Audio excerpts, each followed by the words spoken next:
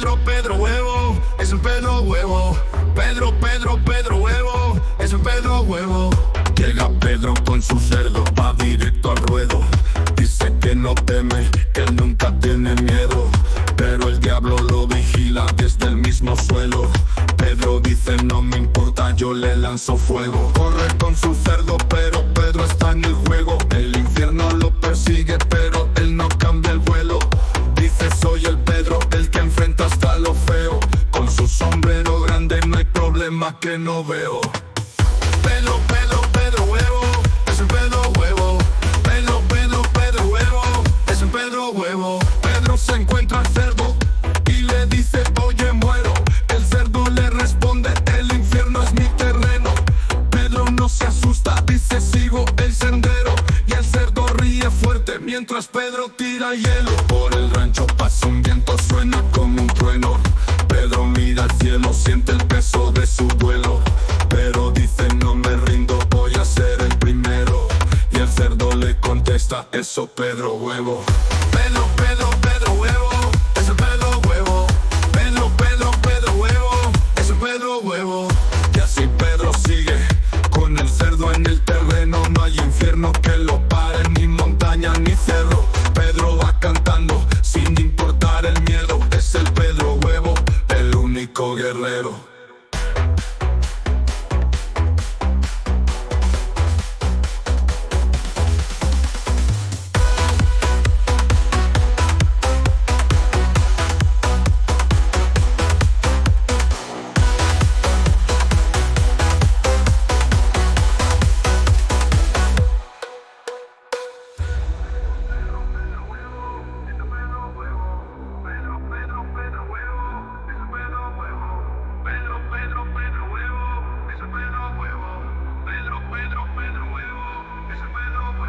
Pedro se encuentra al cerdo y le dice oye muero. El cerdo le responde el infierno es mi terreno.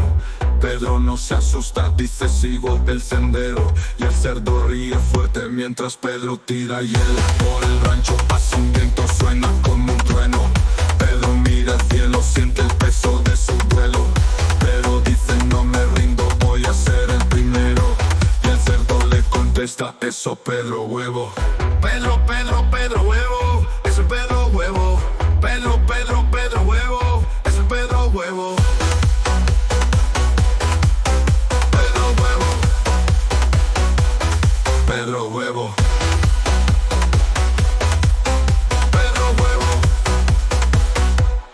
Pedro Huevo.